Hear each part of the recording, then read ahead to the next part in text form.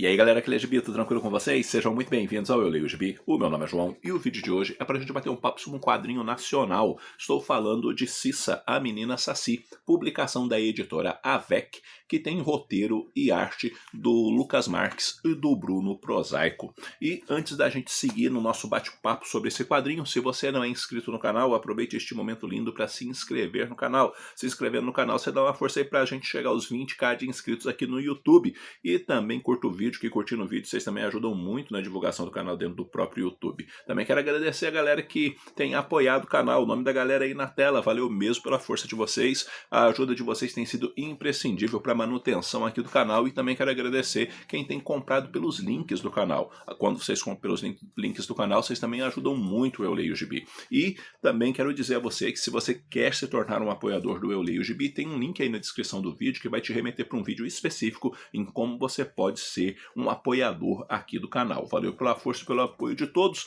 Vamos seguir aí no nosso bate-papo sobre Cissa, a Menina Saci. Bom, aqui nós temos uma série de histórias escritas, como eu disse, pelo Lucas Marques e pelo Bruno Prosaico, e a arte também tem aí a mão dos dois. O Lucas é o desenhista e o Bruno vai cuidar de designs e também coloração, essas questões assim, tá? Enfim, é um trabalho conjunto onde a gente vê os dois trabalhando de forma bem afiada, bem afinada, bem sintonizada um com o outro. E me chama a atenção a arte do Lucas Marques, justamente porque se a gente olha outras obras dele, a gente vê o Lucas como um sujeito extremamente versátil, que consegue adaptar a sua arte a partir daquilo que a história em si necessita, né? Então é um cara muito competente dentro e me admira muito isso, porque nem todo mundo consegue ter essa versatilidade e o Lucas consegue. Se der uma olhada em Cesariana, você vai ver um estilo de arte. Se você dá uma olhada em Ritos de Passagem, você vai ver uma coisa mais puxada para o mangá,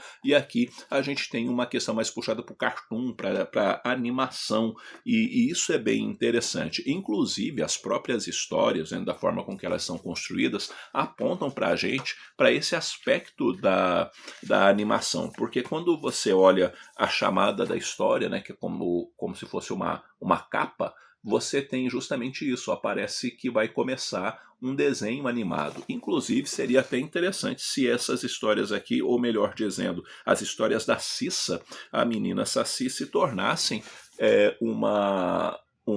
uma animação, sabe? Fizessem desenhos animados. Eu acho que ficaria bacana, até por conta do design dos personagens, a proposta das histórias, talvez, eu acho que seria aí bem funcional. Eu acho que, não, obviamente essas coisas não são baratas, também não são fáceis de fazer, mas eu acho que ficaria interessante. E aqui nós temos 8 histórias, onde essas histórias necessariamente não são sequenciais, então você pode escolher a história que você deseja ler, tá? Com uma exceção, eu diria, tem uma questãozinha que aponta, né, que de uma história para outra, um ganchozinho que tem de uma história para outra, ou uma referência, né, do que aconteceu numa história anterior. O restante é bem de boa, assim, no sentido do conteúdo. São histórias com começo, meio e fim, e dessa forma a gente vai ver as aventuras da Cissa, que é essa menina Saci, que sempre está com o seu amigo Levi, que é esse jovenzinho aqui, né, do fundo. Então, o que acontece? Essas histórias vão abranger uma série de elementos que vão propor sempre alguma discussão, alguma camada de leitura que vão provocar uma reflexão, né, no leitor. Então, de certa forma, as histórias são assim, são provocativas nesse sentido, justamente para nos fazer pensar. Por exemplo, a primeira história se chama Amigos, Amigos, Negócios à Parte, que é uma questão aí interessante, onde a gente vai ver a Cissa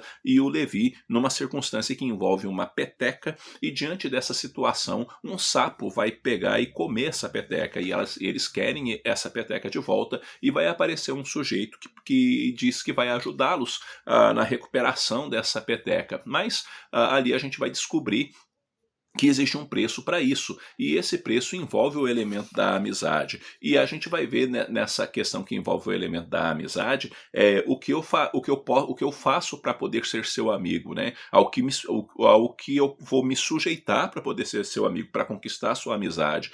Será que eu posso passar por coisas que, na verdade, podem ser inclusive humilhantes para mim, para eu poder conquistar a sua consideração e o seu afeto? Questões assim chamam a atenção dentro da história. Depois a gente tem uma história chamada De Onde Vêm os Bebês, que é uma história que, assim, quem é pai, quem é mãe, uma hora ou outra acaba se deparando com os filhos fazendo essa pergunta, e aí nós vemos os pais dando o seu jeito de tentar explicar para os filhos de onde vêm os bebês. Em Pegadinhas Noturnas, por exemplo, nós temos uma história que envolve muito o elemento assim da influência sobre os outros, né? E como essa influência pode ser nociva. Ou seja, no começo pode parecer tudo muito legal, mas essa influência vai ganhando uma força tão grande que quando você vê, você está envolto a situações que você não deveria ter se metido e situações que não vai dar para você corrigir, por quanto que você fez as suas bobagens, e agora isso também pode te trazer consequências que você não gostaria.